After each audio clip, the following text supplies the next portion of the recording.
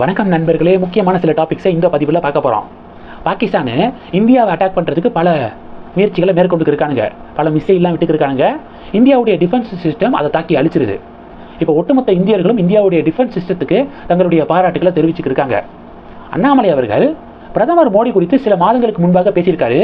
அது இப்போ கனெக்ட் ஆகுது, இந்த காலகட்டத்துக்கு அது ஒத்து போகுது. அப்படி முன்னாடி அண்ணாமலை என்ன தெரியுமா பேசியிருந்தாரு?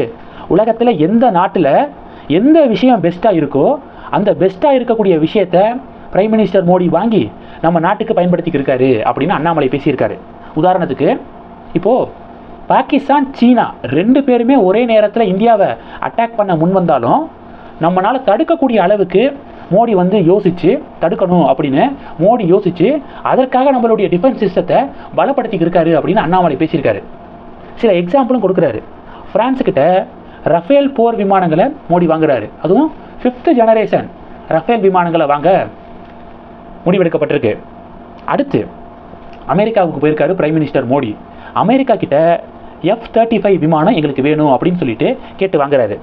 அடுத்து பிரான்ஸ் கிட்ட ஸ்கார்பைன் சப்மரைன், உலகத்தில் இருக்கக்கூடிய அதிசக்தி வாய்ந்த நீர்மூழ்கி கப்பல்களில் தி பெஸ்ட் என்ன அப்படின்னா ஸ்கார்பைன் சப்மரைன் பிரான்ஸ் கிட்ட பிரைம் மினிஸ்டர் மோடி வாங்குறாரு. அடுத்து அமெரிக்கா கிட்ட ஒரு ட்ரோனு MQ-9 அப்படிங்கிற ட்ரோனு, ரீப்பர் ட்ரோன் வாங்குறாரு. ஒரு ட்ரோனுடைய விலை 250 கோடி ரூபா. எல்லைகள் முழுவதும் அந்த ட்ரோனை நிப்பாட்டுறாரு. இந்த ட்ரோன் மூலமாக என்ன தெரியுமா பண்ண முடியும்? மற்ற நாட்டிலிருந்து யாராவது ஒருத்தன் ஊடுருவ முயற்சி பண்ணுறான் அப்படின்னா, இரவு நேரத்தில் ஊடுருவ முயற்சி பண்ணுறான் அப்படின்னாலும் இந்த ட்ரோனை பயன்படுத்தி கண்டுபிடிச்சிடலாம். தெர்மல் இமேஜில் காட்டும் போல் இருட்டில் வந்தால் கூட தெர்மல் இமேஜ் மூலமாக யார் யார் எங்கே நடமாடுறது அப்படிங்கிறத கண்டுபிடிச்சிடலாம். ஸோ இந்தியா அட்டாக் பண்ண வசதியாக இருக்கும். இன்றைக்கி பார்த்தீங்கன்னா எல்லையில் 7 தீவிரவாதிகள் சுட்டுக் கொல்லப்பட்டிருக்காங்க தெரியுமா? இதுக்கு முழுக்க காரணம் இந்த ட்ரோன் தான். இந்த ட்ரோனை பயன்படுத்தி தான் எந்தெந்த தீவிரவாதிகள் எங்கெங்கே இருக்கானுங்க அப்படின்னு சொல்லிட்டு கரெக்டாக கண்டுபிடிச்சி அக்யூரேட்டாக அட்டாக் பண்ணி சுட்டுக் கொல்லப்பட்டிருக்காங்க தீவிரவாதிகள். அப்போ இந்த ட்ரோனை பிரைம் மினிஸ்டர் மோடி வாங்குறாரு. அப்போ உலகத்தில் எந்தெந்த நாட்டில் எந்தெந்த விஷயம் பெஸ்ட்டாக இருக்குமோ அதை நம்ம நாட்டுக்காக வாங்கி இந்தியாவை வலிமை மிக்க நாடாக மாற்றிருக்காரு பிரைம் மினிஸ்டர். அதனால் மக்கள் ஸ்பெண்ட் பண்ணக்கூடிய ஒவ்வொரு ரூபாய் வரி பணமும் வீணாகலை அப்படிங்கிறத நினச்சிக்கோங்க அப்படின்னு அண்ணாமலை ஒரு ஃபயர் ஸ்பீச் விட்டுருக்காரு. அது மட்டும் இல்லாமல் எல்லாத்தையும் வெளிநாடுகளில் இருந்து மட்டும் வாங்காமல் இந்தியாவிலையும் மேக் இன் இந்தியா திட்டம் மூலமாக பல்வேறு சாதனைகளை படைச்சிருக்காரு. நான் முன்னாடி சொன்னேன்ல, ஆகாஷ் ஏவுகணையெல்லாம் மேக் இன் இந்தியா திட்டத்தின் கீழே உருவாக்கப்பட்டது தான். நம்மளுடைய DRDO லான்ச் பண்ணது தான். அது இப்போ பாகிஸ்தானுடைய மிசைல்ஸ் எல்லாத்தையும் அட்டாக் பண்ணி பாகிஸ்தானுடைய விமானங்கள் எல்லாத்தையும் அட்டாக் பண்ணிக்கிருக்கு. முன்னாடி அண்ணாமலை பேசின விஷயம் இப்போ இந்த நேரத்தில் சரியாக பொருந்துது அப்படின்னு பலர் அண்ணாமலையுடைய வீடியோவை ஷேர் பண்ணிக்கிருக்காங்க. இது முதல் டாபிக். ரெண்டாவது டாபிக் என்ன அப்படின்னா, தி ஜெருசலேம் போஸ்ட் அப்படிங்கிற பத்திரிகை இருக்காங்களே, அவங்க ஒரு செய்தியை வெளியிட்டிருக்காங்க.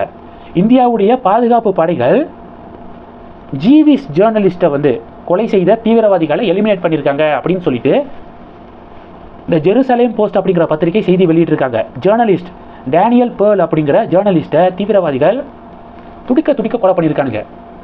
இப்போ இந்தியன் ஃபோர்ஸஸ் என்ன பண்ணியிருக்காங்கன்னா, ஆப்ரேஷன் சிந்தூரில் நடத்திய தாக்குதலில் டேனியல் பேர்லுடைய சாவுக்கு காரணமான மரணத்துக்கு காரணமான தீவிரவாதிகள் கொலை செய்யப்பட்டிருக்காங்க அப்படின்னு இந்த ஜெருசலேம் போஸ்ட் அப்படிங்கிற பத்திரிகை செய்தி வெளியிட்டிருக்காங்க. இது ரெண்டாவது டாபிக். மூணாவது டாபிக் வெளியான புகைப்படம் அப்படிங்கிறது மூணாவது டாபிக். நம்மளுடைய டிஃபென்ஸ் மினிஸ்டர் ராஜ்நாத் சிங் அவர்கள் 3 படைகளுடைய தளபதிகள், முப்படைகளுடைய தலைமை தளபதி இவங்க கூட நம்மளுடைய டிஃபென்ஸ் மினிஸ்டர் ஆலோசனை நடத்தியிருக்காரு. அந்த புகைப்படங்கள் வெளிவந்திருக்கு. அந்த புகைப்படங்களில் கலந்துக்கிட்ட எல்லாருடைய பாடி லாங்குவேஜை பார்க்கும்போது ரொம்ப கூலாக, ரொம்ப சாட்டிஸ்ஃபேக்ஷனாக, ரொம்ப மகிழ்ச்சியாக இருக்கிற மாதிரி தெரியுது.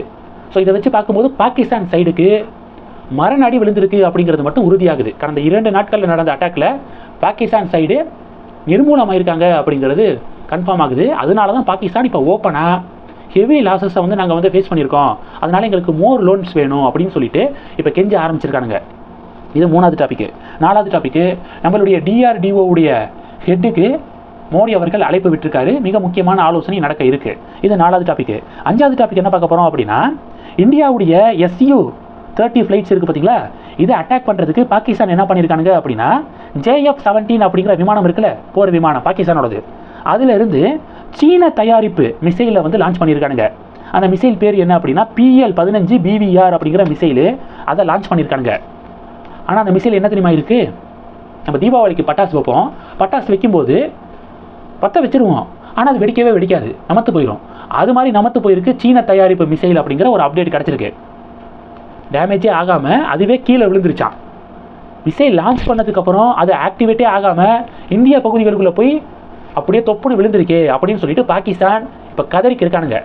அந்த ஒரு மிசைலுடைய விலை எவ்வளோ தெரியுமா? 1.2 மில்லியன் அமெரிக்க டாலராம். இந்த டாபிக்ஸ் எல்லாத்தையும் பற்றி உங்களுடைய பார்வைகளை மறக்காமல் கமெண்ட் பண்ணுங்கள். தொடர்ந்து கனெக்டில் இருங்க. அடுத்தடுத்து நிறைய பதிவுகளை பார்க்கலாம். நன்றி. ஜெய் ஹிந்த்.